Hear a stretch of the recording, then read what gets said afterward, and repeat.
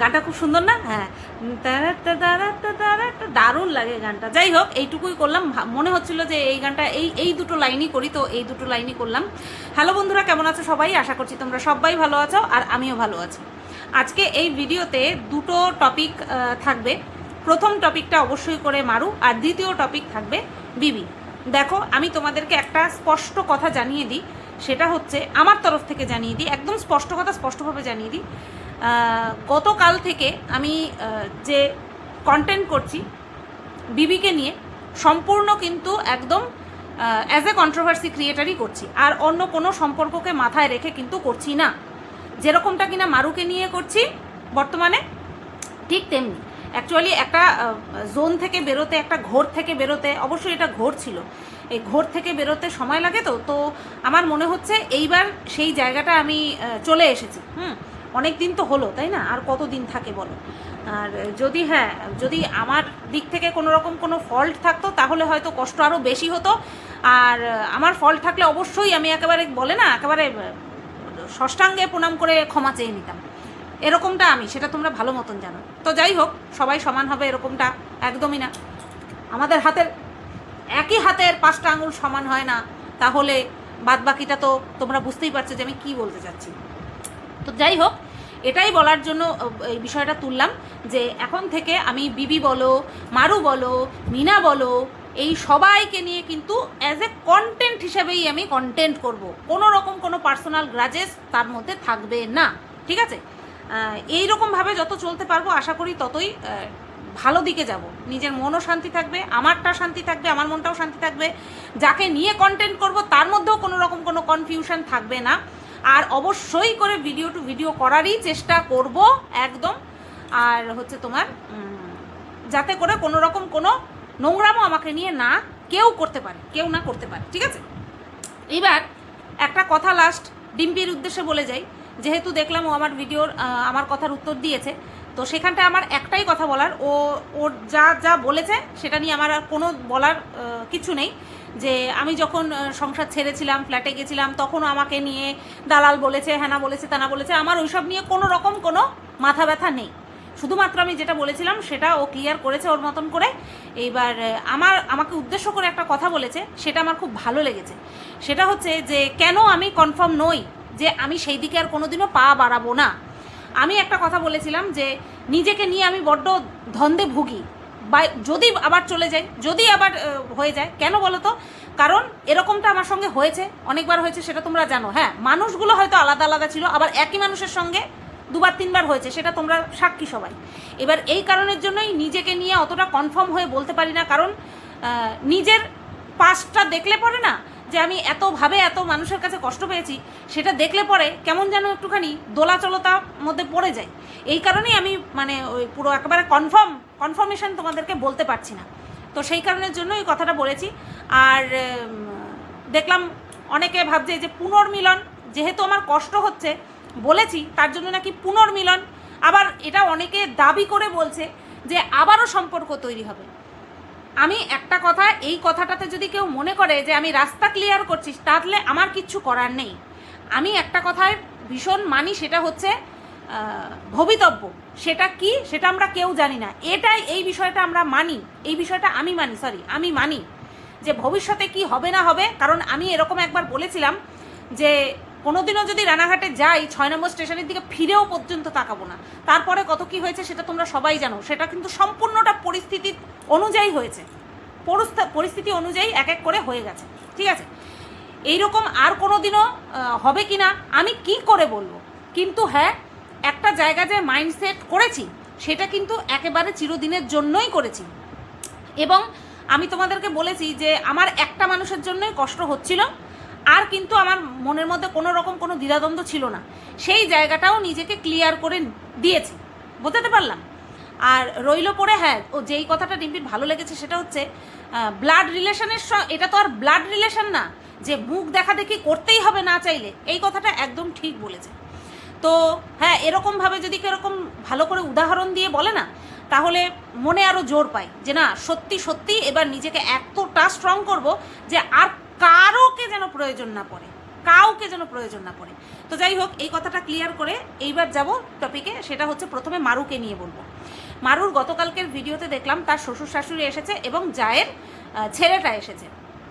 তার জন্য সকাল থেকেই আর কি কাজে টাজে ব্যস্ত ছিল। তো যেটা বলবো, অনেকগুলো বিষয় রয়েছে, যেটা বলবো সেটা হচ্ছে ওর এখন কিন্তু ভালোই, ওই যে বলে না যে আকাশ চাঁদ উঠলে দেখা যাবে, তো ওর চাঁদ কিন্তু বেশ ভালোই বোঝা যাচ্ছে, ভিজিবল।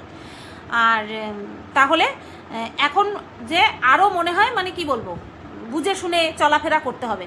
তো দেখলাম বিছানা তুলছে, হামাগুড়ি দিয়ে হেঁটে হেঁটে যাচ্ছে। আমি এরকম দেখেছি যে যারা কিনা এরকম প্রেগনেন্ট হয় তারা কিন্তু ধরো এইভাবে বসলো, প্রথমে বিছানায় বসলো, বসে নিয়ে তারপরে এক সাইডের থেকে পাটা এভাবে তুললো, না এরকমভাবে ঝপাত করে নামে, না ঝপাত করে ওঠে। সাবধানের মান নেই, আমরা একটা কথা জানি এবং কথা মানিও, ঠিক আছে? তো সেই কারণেই বলছি, ওর হয়তো প্রবলেম হচ্ছে না, ও হয়তো বুঝতেও পারছে না, ঠিক আছে, যে কোনো প্রবলেম হচ্ছে সেটাও বুঝতে পারছে না, বা সিরিয়াসলি হয়তো কোনো প্রবলেম হচ্ছে না, কিন্তু তারপরেও সাবধানের মান নেই। ধরো এই তো হচ্ছে খাট, এইভাবে প্রথমে সাইড করে বসে নিল, তারপরে পাটা ভাঁজ করে তুললো। নামার সময়ও ঠিক তাই, প্রথমে বসলো তারপরে পাটাকে নামালো। এরকমভাবেই কিন্তু ধীরে ধীরে চলাফেরা করতে হবে। কিন্তু ওকে দেখলাম যে না, ওইভাবে তো চলাফেরা করছে না। আমি সেই কারণের জন্য এই বিষয়টাকে নিয়ে প্রথমে বলে নিলাম। তারপরে কি, তারপরে ওর শ্বশুর শাশুড়ি আসবে, নিরামিষের দিন তো নিরামিষ হবে, তো পনির হবে। 100 কত টাকার পনির, তাহলে ওইখানটায় মনে হয় 400 450 গ্রাম পনির ছিল, ঠিক আছে? এবার পনিরের তরকারি হবে। আর কি কি রান্না করেছে সেটা আমাদেরকে প্রথমে দেখায়নি, পরে স্নান টান করে নিয়ে দেখিয়েছে। কষ্ট হয়ে যাচ্ছে, একেতে বড্ড গরম, তার মধ্যে রান্নাঘরটায় ওপরে তোমার ছাদ নেই, তারপরে দোতলা, ছাদ থাকলেও গরমই হতো, অ্যাসবেস্টাসের ছাউনিতে আরও বেশি গরম হয়। তো রান্নাবান্না করে নিয়ে, আর ওই বেসিনটা না কেমন, ওই ছোট্ট একটা বেসিনে ওইভাবে কি বাসন কোসন মাজা যায়? আর বেসিনটা অনেকটা উঁচু দেখলাম। তো যাই হোক, এবার হাত ধোয়ার বেসিনে ও হচ্ছে বাসন কোসন মাজছে অগত্যা। তারপরে মুছে টুছে নিয়ে বেরোলো, তারপরে স্নান টান করে নিয়ে তারপরে গিয়ে দেখালো কী কী রান্না করেছে। দেখলাম পনিরের তরকারি, পনির পটল আলু দিয়ে তরকারি, আর হচ্ছে তোমার বেগুন ভাজা, আম ডাল, আমের চাটনি, পাঁপড়টা লাস্টে করেছিল। আমি সবই ঠিক আছে, আম ডালের কালারটাও খুব সুন্দর এসছে, আর হচ্ছে পনিরের তরকারি তো বেশ ভালোই হয়েছে দেখলাম, আমের চাটনিটাও দেখে বোঝা যাচ্ছিল ভালোই হয়েছে। বেগুন ভাজা দেখে আমি পুটুক করে হেসে দিয়েছি। মানুষ 5 জন, ওরা 2 জন, শ্বশুর শাশুড়ি আর ওই বাচ্চাটা, মানুষ 5 জন, বেগুন মনে হয় একটাই ভেজেছে, তাও বড় সাইজের বেগুন না, একটাই বেগুন ভেজেছে। আমরা কমসে কম নিজেরা খেতে বসলেও ডালের সাথে ওরকম ছোট ছোট যদি পিস হয় 2 পিস বেগুন ভাজা আমরা নিই। সেখানটায় এতগুলো মানুষ, শ্বশুর শাশুড়ি 1 পিস করে বেগুন ভাজা, কারণ ওখানটায় আমি যা দেখলাম তাতে করে 5 থেকে 6 পিস বেগুন রয়েছে, তাও গোটা গোটা না, মাঝখান থেকে ভাগ করে করে। তো আমার মনে হয় আরও 2খানা গোটা বেগুন ভাজলে পরে ভালো হতো, তাই না? যেটা দেখলাম সেটা বললাম। তো রান্নাবান্না এই পরিস্থিতিতে যতটুকু করেছে যথেষ্ট করেছে। তারপরে শ্বশুর শাশুড়ি আসলো, তো যখন ওই রাসনা গুলছিল, রাসনাই তো মনে হয় গুলছিল, তখন বলছে যে আসবে হচ্ছে বাবা আসবে, মা আসবে, আর হচ্ছে ওর ভাইয়ের ছেলে আসবে, দাদার ছেলে আসবে। আবার যখন বলছে যে বলা যায় না, বাচ্চা মেয়েটাও আসতে পারে, তখন মারু না চুপ হয়ে গেছে। কেন বলো তো? কারণ ব্যাপার আছে, যারা আমরা রান্না করি আমরা কিন্তু একটা আন্দাজ বুঝে রান্না করি, যদিও বা মারুর কোনো আন্দাজ নেই, কখনো কম হয়ে যায় আর বেশিরভাগ ক্ষেত্রে বেশিই হয়ে যায়। তো ওর একটা টেনশন কাজ করে, যারা আমরা খেতে দেব তাদের মাথায় চিন্তা কাজ করে যে যে কয়জন বলেছে তার থেকে যদি 2 জন বেশি এসে পড়ে তখন অসুবিধা হবে। নিমন্ত্রণ বাড়ি কিন্তু আলাদা, আর ঘরে রান্নাবান্নার কথা কিন্তু আলাদা। তো যাই হোক, তারপরে আসলো শাশুড়ি মা, আসলো শ্বশুরমশাই আসলো, তারা কিন্তু দেখলে মনে হয় ভালোই ইয়ং, তাই না? এখনো পর্যন্ত মানে বয়সও বা কী, ওদের দুজনেরই কি বয়স, একজনের বয়স মনে হয় 26-27, আর একজনের মনে হয় 25, যাই হোক এরকমই হবে। তো তারা আসলো, আসার পরে এসিতে ঢুকিয়ে দিল, একদম এসিতে ঢুকিয়ে দিয়ে তারপরে রাসনা গুলে দিল, গোলাই ছিল, জাস্ট আইস কিউব দিয়ে দিল। তারপরে হচ্ছে খাওয়া দাওয়া করতে বসলো। তো খাওয়া দাওয়া করার সময় দেখলাম শাশুড়ি, শ্বশুর, তারা বাইরের থেকে যে জামা কাপড় পরে এসেছিলো সেই জামা কাপড় পরেই খেতে বসে পড়লো। যেখানে থাকার কথা, বা গরমকাল না থাকলেও বাইরের থেকে যে জামা কাপড় পরে এসছে, এসিতে অত কষ্ট হয় না বুঝতে পারছি, কিন্তু বাইরের জামা কাপড় পরেই খেতে বসা, এমন না যে খেয়ে দিয়েই চলে যাবে। তো সেখানে দেখলাম একজন কমেন্ট করেছে, একটা শাড়িও জোটেনি, শাড়ি পরেছে, যখন ওর শাশুড়ি মা থাকবে কনফার্ম হয়ে গেছে তখন শাড়ি পাল্টেছে, তার আগে কিন্তু শাড়ি পাল্টায়নি। হয়তো শাশুড়ি মাই বলেছে যে না না আমি তো চলে যাব, এই ভাষায় কথা বলে, তা আমি ওইভাবে বলছি।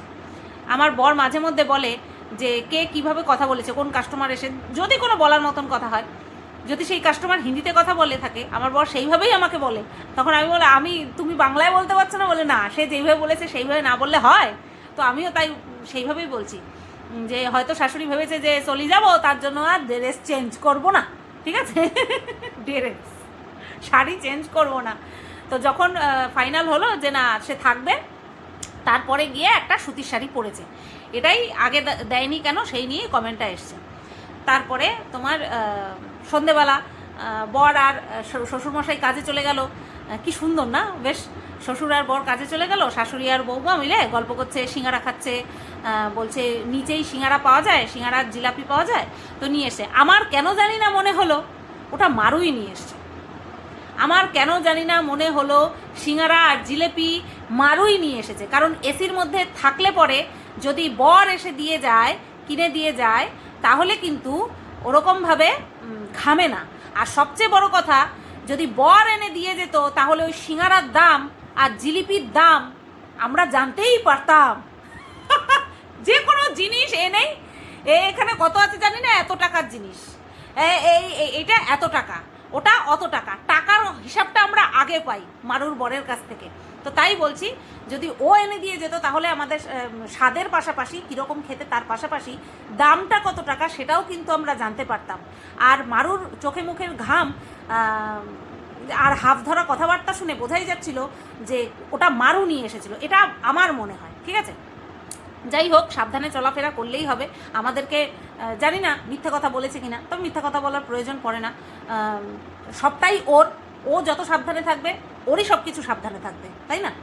আচ্ছা, তারপরে দেখলাম শাশুড়ি মা জামা কাপড় ভাঁজ করে দিচ্ছে, কোনো অসুবিধা নেই, এইটা নিয়ে কোনো অসুবিধা নেই। শাশুড়ি মা এই সময় জামা কাপড় ভাঁজ করে দিচ্ছে, কোনো ব্যাপার না। কিন্তু কথা হচ্ছে ওখান থেকে আসার পরে যে সমস্ত নতুন জামা কাপড় সেইগুলি ভাঁজ করলো কে, এইটা নিয়ে একটা এরকম কথা বলেছিলাম। এইবার তারপর আমার নিজেরই মনে পড়েছে বিষয়টা। সেটা হচ্ছে যখন মারুর বর ওই জামা কাপড়গুলো নিয়ে আসছিল, যেগুলো কিনা শোকেজের মধ্যে পার্টে পার্টে ছিল, সেইগুলো কিন্তু সেই অবস্থাতেই একটা বিছানার চাদরের মধ্যে নিয়ে গাঁটটি বেঁধে ওইভাবে নিয়ে এসেছে। হতে পারে যে সেইগুলো ওইভাবে ভাঁজ করা ছিল বলে পটাপট আলমারিতে গুছানো হয়ে গেছে, হতেই পারে।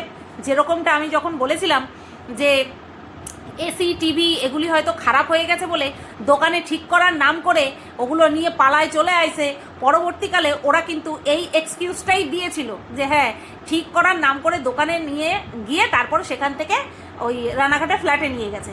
এখন দেখো আমার এই কথা শুনে এটাই হয়তো বলে দিতে পারে, যদি এই সম্পর্কে বলে তো ঠিক আছে। তো ব্যাস, তারপরে দেখলাম কি ভেন্ডি আলুর তরকারি করছে, পনিরের তরকারি উঠে গেছে। উঠে গেছে কোথার থেকে শিখেছে বলো তো? দীপ ভাইয়ের কাছ থেকে। আচ্ছা, পনিরের তরকারি শেষ। তারপরে ডাল ছিল কিনা বোঝা গেল না। হ্যাঁ, রাত্রেবেলা করেছে হচ্ছে ভেন্ডি আলুর তরকারি। 4-5 মানুষ, তার জন্য কিন্তু পরিমাণটাও একটুখানি বেশি লাগে, তাই না? একটুখানি বেশি পরিমাণে করলে পরে ক্ষতি কি? এই পর্যন্তই আমরা লাস্ট দেখলাম। বাড়ি এসছে রাত 11:30টার সময়, বাড়ি এসছে মারুর বর। আরও বেশি কাজের চাপ বেড়ে গেছে। তো যাই হোক, এই পর্যন্ত থাকলো মারুর গতকালকের ভিডিও। কথা হচ্ছে একটাই, যখন প্রয়োজন ছিল তখন শ্বশুর শাশুড়ি আসলো না, আর এখন গুছানো টুছানো সব কিছু কমপ্লিট, এখন এসছে। এই কথার পরিবর্তে এইরকম প্রশ্ন বা কমেন্ট বহু এসছে মারুর কমেন্ট বক্সে। তখন মারু কি বলেছে, নিজেদের কাজ নিজেরা করে নেওয়াই ভালো। তাই যদি হবে তাহলে মারুর শাশুড়ি কেন ওই কাঁচা জামা কাপড়গুলো ভাঁজ করে দিচ্ছিল? কারণ নিজের জিনিস নিজের কাজ তো নিজে করে নেওয়াই ভালো, তাই না? কথার মধ্যেই কিন্তু কথা থেকে যায়, কিন্তু বলার জন্য, প্রশ্ন তোলার জন্য, তাই না? তো যাই হোক, এইবার মারুকে ছাড়লাম, এইবার কাকে ধরবো? বিবি। এই বিবি যখনই বলতে যাই তখনই এপি ব্লগসের দুধ তারিকা এপি দিদির কথা মনে পড়ে। সে গান করে, বিবি পায়রা পায়রা, বিবি পায়রা। আমি তো বিবি বউ হিসেবে ধরিনি, বলিনি, আমি তো বিবি বলেছি, বি ফর বিশেষ, বি ফর বিয়াক্তি, সেই হিসেবে বিবি। তো এইখানে বিবি ডেকেছি বলে, এই হিসাবে বিবি ডেকেছি বলে অনেকে আবার বলে গেছে তাহলে বিবির হাজব্যান্ড হচ্ছে মিয়া। কোনো অসুবিধা নেই, কি আছে। তো যাই হোক, এবার বিবিকে নিয়ে বলি। বিবি এখন মুখে কম বলছে, টাইটেলে লিখছে, আর কন্ট্রোভার্সিয়াল টপিক নিয়ে কেউ যদি কমেন্ট করে সেটাকে টুক করে পিন করে দিচ্ছে। মানে এইভাবে না হয় ওইভাবে। কন্ট্রোভার্সি আমাকে নিয়ে করতেই হবে, আমাকে বাদ দিয়ে কিছু করতেই পারবে না কন্ট্রোভার্সি ক্রিয়েটাররা, এরকম একটা আবভাব। কিন্তু আজকে যেই কমেন্টটাকে বিবি পিন করেছে, তাতে করে ওর বরকে নিয়ে দুটো কথা বলতেই হবে। আর তার আগে বলবো টাইটেল নিয়ে কথা। একা থাকাই শ্রেয়, একা জীবন থাকাই শ্রেয়, এরকম লিখেছে। আর কাউকে চাই না, আর কিচ্ছু চাই না, আর কাউকে চাই না, তাই বললে হবে?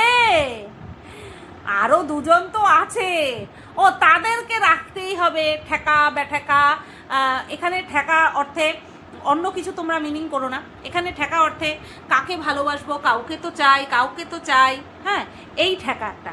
বাদ বাকি অন্য কোনো ঠেকা আছে কিনা সেটা তোমাদের জেনে কাজ নেই, আমারও আর বলে কাজ নেই, বুঝতে পেরেছো? তো না, কাউকে চাই না, কিচ্ছু চাই না, এটা হচ্ছে ঘোর মিথ্যা কথা, ঘোর মিথ্যা কথা। কাকে উদ্দেশ্য করে বা কাদেরকে উদ্দেশ্য করে কাউকে চাই না, কিচ্ছু চাই না লিখেছে, সেটা আর বুঝতে কারণ নিশ্চয়ই বাকি নেই। তা যাই হোক, প্রত্যেক দিনই ঠুকে কিছু না কিছু তো করতেই হবে, নতবা তো ঠিক জমবে না, তাই না? কন্ট্রোভার্সি আমি হচ্ছি ব্লগার, আমি ব্লগিং দেখিয়ে এই ফেস ভ্যালুটা তৈরি করেছি, কন্ট্রোভার্সি করে এই ফেস ভ্যালুটা তৈরি করিনি, তাই না? এরকম ডায়লগ দিয়েছিল না ওই যে ওপরের ঘরে বসে, ও নিজে চুল্লি বলতে পারে ওর ঘরকে, আমি বলবো না। তো যাই হোক, এরকম ডায়লগ দিয়েছিল না? অথচ উঠতে কন্ট্রোভার্সি, বসতে কন্ট্রোভার্সি, নিঃশ্বাস নিতে কন্ট্রোভার্সি, ছাড়তে কন্ট্রোভার্সি, ভিডিওর টাইটেলে কন্ট্রোভার্সি, থাম্বনেলে কন্ট্রোভার্সি, ভিডিওর ভেতরে কন্ট্রোভার্সি, কমেন্ট সেকশনে কন্ট্রোভার্সিয়াল কমেন্টকে পিন করে দিলাম। অথচ সে কিন্তু কন্ট্রোভার্সি চায় না, বুঝতে পেরেছ? আচ্ছা, তো যাই হোক, এবার ভিডিওর ভিতরে আগের দিন ভিডিওর মধ্যে তো ব্র্যান্ড প্রমোশন কতবার যে ওর আগের ভিডিওতে বলেছে। এরকম যদি একটা কুইজ ধরতাম ফটাং করে, লাইভ অ্যারেঞ্জ করে, যে আজকের ভিডিওতে বিবি তার ভিডিওতে কতবার ব্র্যান্ড প্রমোশন কথাটা উল্লেখ করেছে, ওই কি যেন বলে, একটা গান চালিয়ে দিল, সে এরকম ইয়ে হয় না, প্রশ্নোত্তর হয় না, একটা গান চালিয়ে দিল যে এই গানের মধ্যে কতবার দিল শব্দটা উল্লেখ হয়েছে, ঠিক এরকম। তো প্রচুর পরিমাণে বলেছে ব্র্যান্ড প্রমোশন, ব্র্যান্ড বলেছে। তো যাই হোক, আমি শুধু হাসছিলাম, অনেক দিন পরেই ব্র্যান্ড প্রমোশনের কাজগুলো পাচ্ছে তো তার জন্য, কারণ একসময় প্রচুর করেছে, কিন্তু অনেক দিন পর আবার পেয়েছে, তার জন্য এতবার বলছে। তো যাই হোক, তারপরে আজকের ভিডিওতে যেই বিষয়গুলো নিয়ে আমি কথা বলবো, না রান্না, না বান্না, না কোনো কিচ্ছু না, ঠিক আছে? যেটা নিয়ে বলবো সেটা হচ্ছে তোমার একটা বিষয় নিয়ে বলেছে যে, আচ্ছা বন্ধুরা, আমি কি এটাই প্রথম করছি যে আমার ব্লগিংয়ে আমার ব্যবসার সমস্ত কিছু দেখাচ্ছি, এটা কি আমি প্রথম করছি? এর আগে কি আমি করিনি? এরকমটা কি করিনি? যখন আমি প্রথম বিজনেস শুরু করলাম তখন কি করিনি? আমার মনে আছে, যখন আমি প্রথম গয়নার বিজনেস শুরু করলাম, তখন প্যাকিং করা, কতগুলো প্যাকেট হয়েছিল, সব কিছু ডিটেলসে শেয়ার করেছিলাম। শুধুমাত্র ওই কে কার নাম, কি নাম ধাম, অ্যাড্রেস, সেইগুলো শেয়ার করিনি। আমার মনে হয় এই এক্সাইটমেন্টটা আমরা প্রত্যেকটা ব্লগার যারা কিনা এই অনলাইন বিজনেস শুরু করেছি, তারা প্রত্যেকে দর্শকের সাথে, তাদের নিজ দর্শকের সাথে শেয়ার করেছি। এটা কোনো বড় বিষয় নয়। আর এটাও একটা ব্লগিংয়ের পার্ট, যে হ্যাঁ আমি শুরু করেছি, আমি তোমাদের সাথে প্রথমটা শেয়ার করলাম। তাই বলে নিত্যদিন কেউ তার ব্লগিংয়ের মধ্যে ব্যবসার পার্ট পুরো পার্ট বাই পার্ট ঢুকায় কিনা, সেটা নিয়ে আমার যথেষ্ট সন্দেহ আছে। আর সন্দেহ ডাইরেক্ট ওকে নিয়েই আছে, মানে বিবিকে নিয়েই আছে। কারণ বিবিও প্রথম দিন যখন অর্ডার এসেছিল তখন বলেছিল, ভাবতেই পারিনি এত ইসে আসবে, এত অর্ডার আসবে, নিঃসন্দেহে দেখিয়েছিল। তারপরেও যখন বেশি অর্ডার এসেছে তখন আমাদের সাথে শেয়ার করেছে। মাঝখানে একেবারে বিজনেস প্রায় মানে পুরো একেবারে বন্ধ করে দিয়েছিল, ঠিক আছে? তখন কথোপকথন ছিল, তখন এরকম বলেছিলাম, কি ব্যাপার করছিস না কেন? যাই হোক, যাই আনসার দিয়েছিল সেটা এখানটা আমি আর বলছি না, ব্যবসা রিলেটেড যেহেতু, তার জন্য যতটুকু দেখাচ্ছে ততটুকুর উপরেই বলবো। আমার ব্যবসা নিয়ে মানুষে পিএনপিসি করতেই পারে, কিন্তু কারোর ব্যবসা নিয়ে আমি পিএনপিসি পর্যন্ত করিনি, অর্থাৎ পিছনে কথা বলা সেইটুকুও পর্যন্ত করিনি। তার থেকে নেওয়া জিনিস, প্রোডাক্ট কেমন হয়েছে না হয়েছে সেই সম্পর্কে আমি আমার হাজব্যান্ডকে পর্যন্ত জানাইনি। আমি এতটা লয়াল ছিলাম, এতটা। তো যাই হোক, কিন্তু আমাকে নিয়ে কি করা হয়েছে সেটা তো তোমাদের সামনেই চলে এসেছে। বাদবাকি যারা আমার কাছ থেকে গয়না নিয়েছে তারা ভীষণভাবে স্যাটিসফাইড। শোনো, বদনাম তো প্রায় সবাই করতে পারে, সুনাম কয়জন করতে পারে, তাই না? সুনাম কয়জন করতে পারে? আমি আজ পর্যন্ত আমার কন্ট্রোভার্সির লাইফে কখনো কারোর ব্যবসা নিয়ে কোনো মন্তব্য কোনো দিন করিনি, কুমন্তব্য কখনো করিনি। ভালো বলতে না পারি, খারাপটা কখনো বলিনি। অথচ আমার সঙ্গে মিশে দিনের পর দিন আমার পিছনেই আমার ব্যবসা নিয়ে শুধু নেগেটিভ মন্তব্য নয়, আমার ক্ষতি পর্যন্ত করা হয়েছে। ঠিক আছে, তো যাই হোক, সবার রুচি সমান হয় না, এই কথাটা আমি বলছি। আমি আমার জীবনে আর কাউকে চাই না, কারণ আচ্ছা সে শিক্ষা হয়েছে। সামনে থেকে প্রচুর বাহবা, সামনেতে প্রচুর শুভকামনা, আর পেছন থেকে বাঁশঝাড়। বুঝতে পেরেছো? ইনস্টাতে একটা ইসে দেখেছি, খুব মানে ভাইরাল হয়েছে। বাঁশ নিয়ে একটা কার্টুন দাঁড়িয়ে আছে আর বলছে, তোকে আমি খুঁজে বেড়াই সকাল দুপুর সাজে, তোকে না দেখতে পেলে মন লাগে না কাজে। বুঝতে পেরেছো? মানে বাঁশ নিয়ে সব রেডি, কখন পিছন ফিরবো একদম। তো যাই হোক, তো এটাই বলছিল যে আমি কি আগে কখনো দেখাইনি? না, তুমি এখন যেইভাবে দেখাও, যে তুমি শর্ট ভিডিও করে ছাড়ছো প্রত্যেক দিন, তুমি এরকমটা করনি। যাও নিজের ভিডিও নিজে দেখে নাও। হ্যাঁ, আজকে নাইটি তুলতে যেতে হবে, আজকে শাড়ির রিলস করব দোকানে গিয়ে, এইগুলো তুমি করেছো। কিন্তু প্রত্যেক দিন কি আনলে না আনলে সেগুলো প্রত্যেক দিন ব্লগিংয়ে দেখানো, এটা তুমি করনি। সুতরাং তুমি কখনোই মানবে না এই বিষয়টা, তুমি কখনোই মানবে না। তোমার কাছ থেকে কেউ এক্সপেক্টও করে না যে তুমি মেনে নেবে যে তুমি এখন বিজনেসের প্রতি বেশি ফোকাসড হয়েছো। শুধুমাত্র তুমি ফোকাসড হয়েছো, আর কেউ না। ওই যে যার নামে তুমি বিজনেসটা চালাচ্ছ, যে এটা ওর বিজনেস, তাকে কোনো জায়গা থেকে 1%ও বেশি ফোকাসড দেখা যাচ্ছে না। সে যেরকম কাজ করতো সে ঠিক সেরকমই কাজ করছে। ঠিক আছে, তো এই যে তুমি যে অস্বীকার করছো যে তুমি আগে করেছো, আগেও করতে, এখন এটা নতুন না, 100 বার এই যে বেশি ফোর্স করছো সব কিছুতে, বিশেষ করে ব্যবসার বিষয়, এটা অবশ্যই নতুন, এটা অবশ্যই নতুন। তারপরে জলজ্যান্ত উদাহরণ, তুমি সবসময় ওই শাড়ির রিলসের মতন বেডশিটও দোকানে গিয়েই দেখাতে।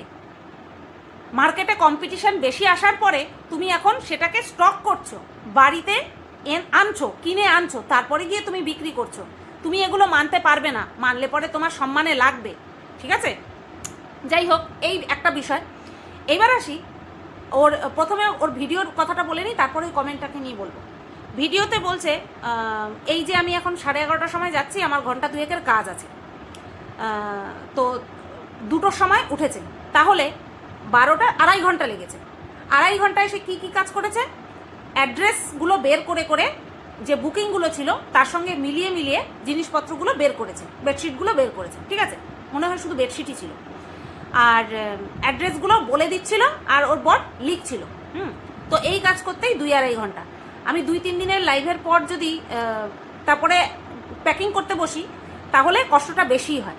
এবার আমি কখনোই এটা বলবো না, কম্পেয়ার কখনোই করবো না যে আমি একটা লাইভ করার পরে যে পরিমাণ আমার অর্ডার আসে আর ওর যে পরিমাণ অর্ডার আসে সেই দুটো সেম, কখনো সেটা সম্ভব নয়, কখনো সম্ভব নয়। কারণ পপুলারিটি ম্যাটার করে। আর এটাই আমি বলেছিলাম যে ইনসিকিওর হওয়ার কোনো জায়গাই নেই। 1-1.5 বছর ধরে যে কোনো বিজনেস করে, তার একটা ফেস ভ্যালু বা তার উপর যে ট্রাস্ট, সেটা কিন্তু মানুষের চলে আসে। এই কারণের জন্যই আমি সেই কথাগুলো বলছিলাম, কিন্তু সেগুলো তো মানে বেশি তীক্ষ্ণ মাথায় ঢোকে না এই কথাগুলো। তারপরে তার ফলে কি হয়, কালনাগিনী, কালসাপ, এই ওটাকে কি বলে, উপাধিগুলো দিতে খুব মনে চায়, খুব মনে ফুর্তি জাগে। বুঝতে পেরেছো? তো যাই হোক, কম্পিটিশন না আসলে পরে এই ব্যবসার ক্ষেত্রে এতটা তৎপর হতে দেখা যেত না। যেত কি? দেখা যেত না। সেটা হয়েছে, কিন্তু সেটা হয়েছে, সেটা সবাই বুঝতে পারছে। আর তার জন্যই বলছে যে তোমার ব্লগিংয়ে ব্লগ দেখতে আসি, তোমার ব্যবসা দেখতে আসি না। তো এটাই দেখলাম। তবে হ্যাঁ, আমি যদি 2-3টে লাইভ করে তারপরে গিয়ে সব অর্ডারগুলো একবারে ডিসপ্যাচ করতে যাই, তাহলে অতগুলো না হলেও ভালোই হবে।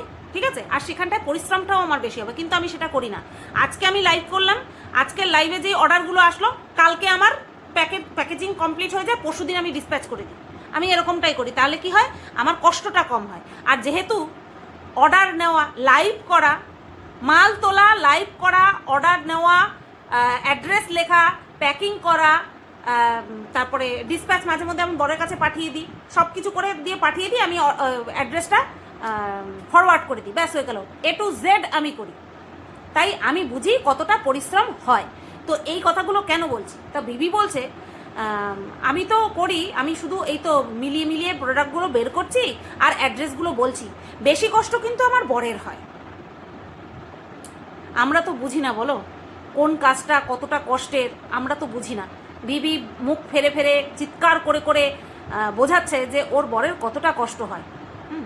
তো যাই হোক, ওর বর কতটা কষ্ট করে না করে সেটা সম্পূর্ণই ওর ব্যাপার। কিন্তু যেই বিষয়টাকে, যেই কমেন্টটাকে পিন করেছে না, সেই কমেন্টের মধ্যে কি লেখা ছিল জানো? আমি পুরো কমেন্ট পড়ার আমার ধৈর্য নেই, আমি পড়বও না। কমেন্টের এক জায়গায় লেখা ছিল যে আগে তো এই মানুষগুলো খেতে পেতো না, মানে এই তিনজনের কথা বলছে, মিয়া, বিবি আর তাদের বাচ্চা, ঠিক আছে? এরা খেতে পেতো না, ভাতের ফ্যান খেয়ে খেয়ে কাটিয়েছে, এই রকম কথা লেখা ছিল ওই কমেন্টটার মধ্যে। আর সেই কমেন্টকে পিন করেছে কে? বিবি।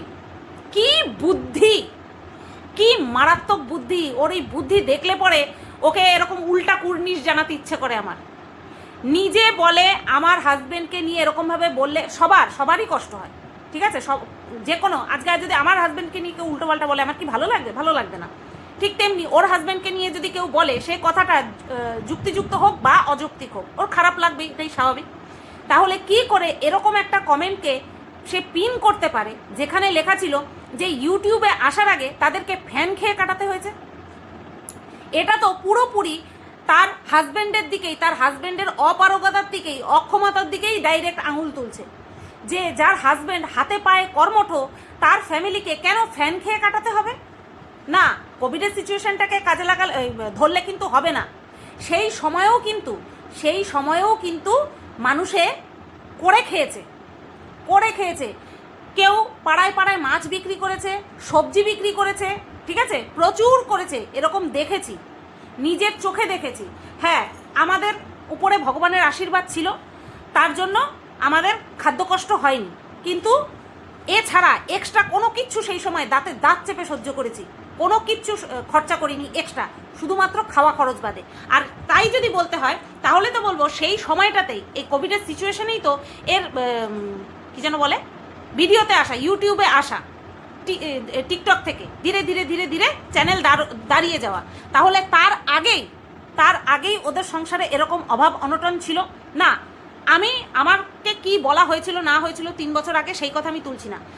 এই যে কমেন্টটা করেছে, সেই কমেন্টকে যে পিন করা হয়েছে, তাহলে সেই কমেন্টের সমস্ত কথাকে সহমত জানিয়েই তারপরে পিন করা হয়েছে। তাহলে এইখানটা তো পুরো পরিষ্কার হয়ে গেল যে তাহলে তোর স্বামী কীরকম, যে সে হাতে পায়ে সুস্থ থাকা সত্ত্বেও তোদেরকে ফ্যান খেয়ে কাটাতে হয়েছে।